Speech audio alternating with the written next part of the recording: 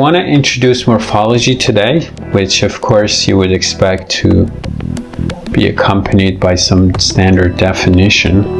Morphology is the study of form. Form or morph. So it looks like the word form is an anagram of morph, and that's why I did this. Because morphology is the study of word formation, you know. But it is the study of morphemes and the way they are arranged. In other words, morphology is the study of how words are formed. It means what morphemes every word is made of. This is interesting because to understand morphology, you need to know what morphemes are. And then I have to define what morphemes are. What are morphemes? Based on William B. McGregor's 2015 from his book Linguistics and Introduction, morphemes sometimes come in different phonological states. There are two types of morphemes: free morphemes and bound morphemes.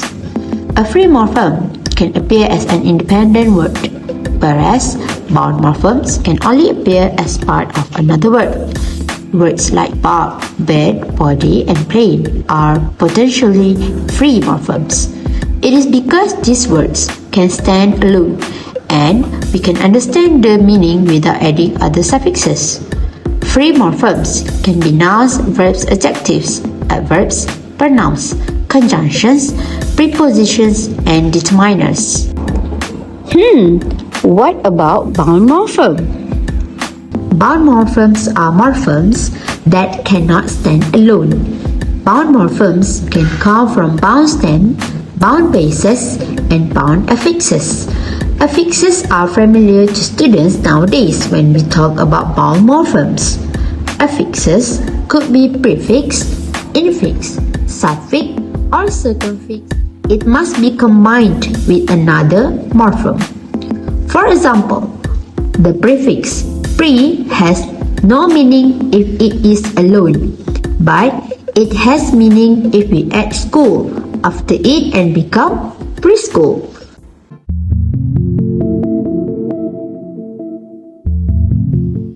Fun question. Is one morpheme one syllable? No. The answer is there is no one-to-one correspondence between morphemes and syllables.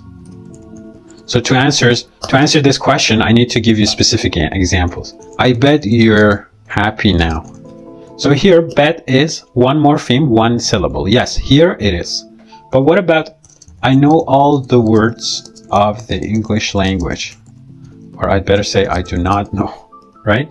Words is one syllable, but it has two morphemes.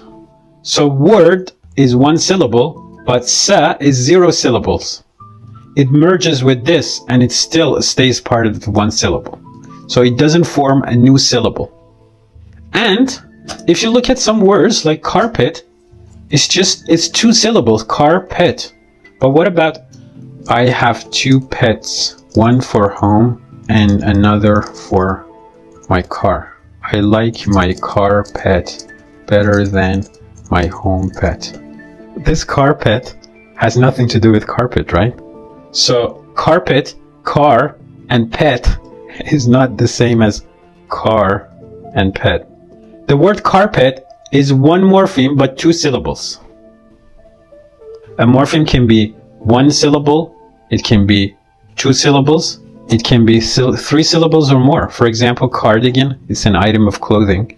As far as contemporary English is concerned, cardigan is 1 morpheme. And this is as far as contemporary English is concerned, carpet is 1 morpheme.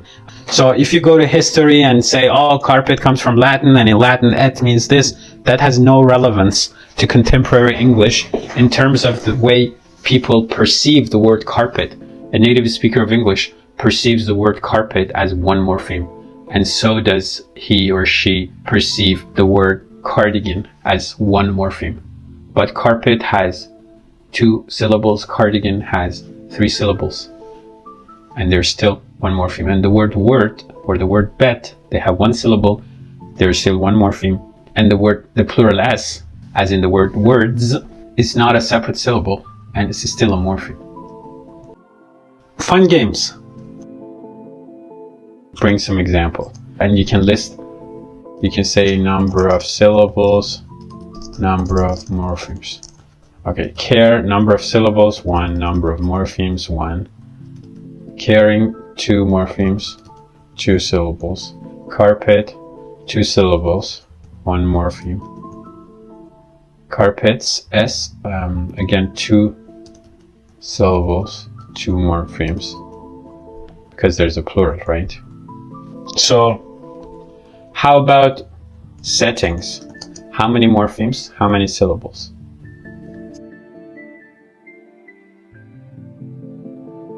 What about unhappy? Yes, but if you say unhappily, that would be unhappily. 3 morphemes, 4 syllables, right? Now there is this different discussion. Okay, I mentioned the word unhappily. In the word unhappily, we know that the word happy is also a word, right? But there's also 2 other morphemes, which is un, and then the morpheme ly. So this is a prefix because it appears before the word. This is a suffix, it appears after the word. So we know that you can say she's not really happy with her life. So happy would be used in that context. So, but you can never say she's very with her life, or she's playing soccer-ly. You can say she's playing soccer happily or unhappily. These are not words on their own, but happy is a word, even outside unhappily. So guys, would you like to explore more about morpheme? Yes? Then let's get started.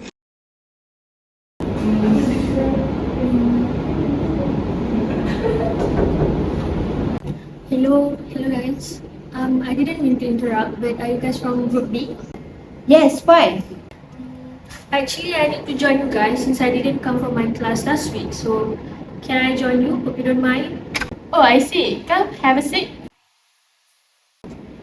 Her accent was strange. The word was ununderstandable. Is that the latest book of yours? Can I take a look? Thank you. I think it is a good book, but it is too simplification. Hello everyone! Did you notice that Ainul used the wrong affixes in a previous conversation? Let's check it out! Her accent was strange. The word was ununderstandable. Ununderstandable. The word ununderstandable contains a double negation with the prefix un, and the base word is ununderstandable. The correct form should be misunderstandable.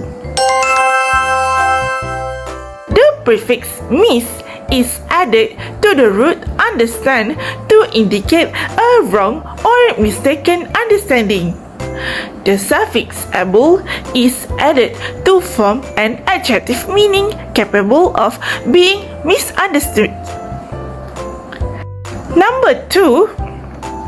Inflammability.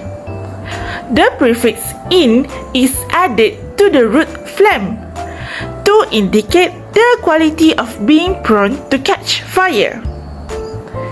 The suffix ability is added to form a noun denoting the state or quality of being inflammable.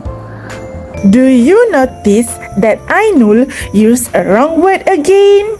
I think it is a good book, but it is too simplification. The prefix over is added to the root simplify to indicate excess or beyond normal limits. The suffix Asian is then added to form a noun indicating the process or result of oversimplifying. Lastly, overgeneralization. The prefix over is added to the root generalize to convey excess or exaggeration. the suffix Asian is added to form a noun representing the process or result of overgeneralizing. I guess that's all for my part. So, what's next?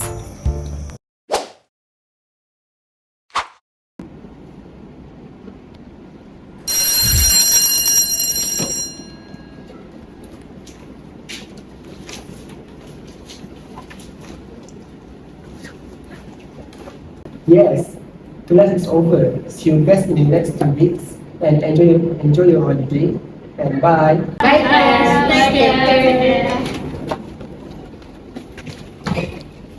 Hamza, wait! Here's the key. We have to lock the door and give this to Madam because we are the last person who used this room. Okay, Captain.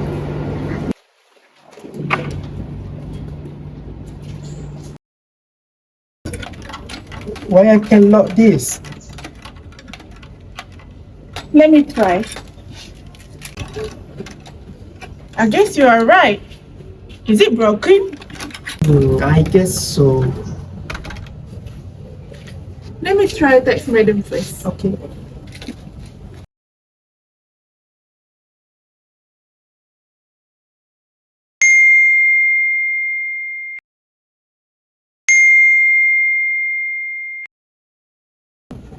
Is it, madam? What did she say?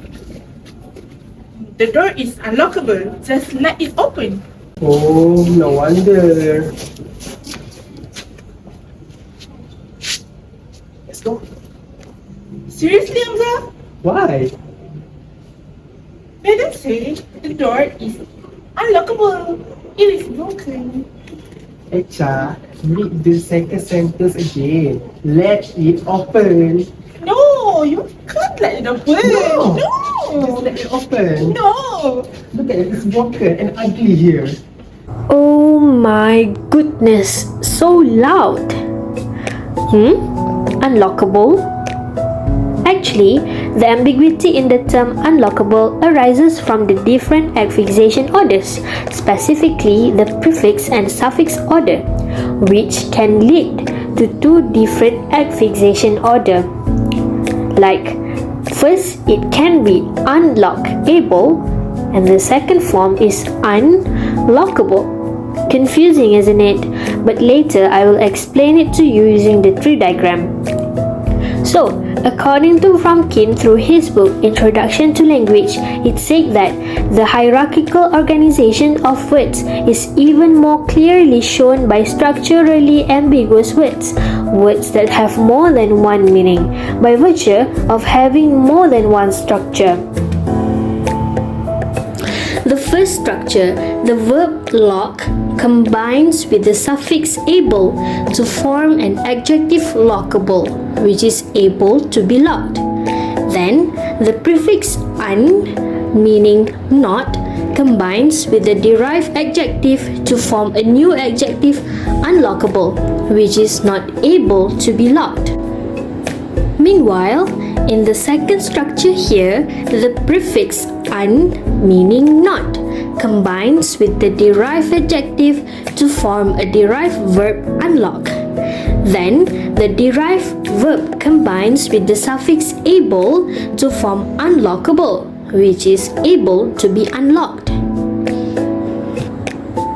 Owing to the fact that the prefix un can combine with an adjective or it can combine with a verb, as in undo and unloosen. Okay everyone, let us recap on what did their madams said. Sometimes, the door is unlockable, Aisha. Just let it open. From my understanding, I think this sentence clearly means that the door is not able to be locked. To what extent do these patterns in English affect us as native speaker of another language? In my opinion, these affixation patterns in English can pose challenge for us as Malay native speaker due to the differences in grammatical structures and affixation systems between these two languages. English primarily uses prefix and suffix, while Malay often employs infix and circumfix. As examples, in English, there are prefixes such as re, dis, im, but in Malay, we often use circumfix such as me, kan, as in word melakukan. This distinction may lead to difficulties in mastering English word formation for Malay speakers. Additionally, variation in syllable stress and phonetics can further impact pronunciation. But despite these challenges, exposure and practice can help us as Malay speakers in improving our proficiency in handling English affixes.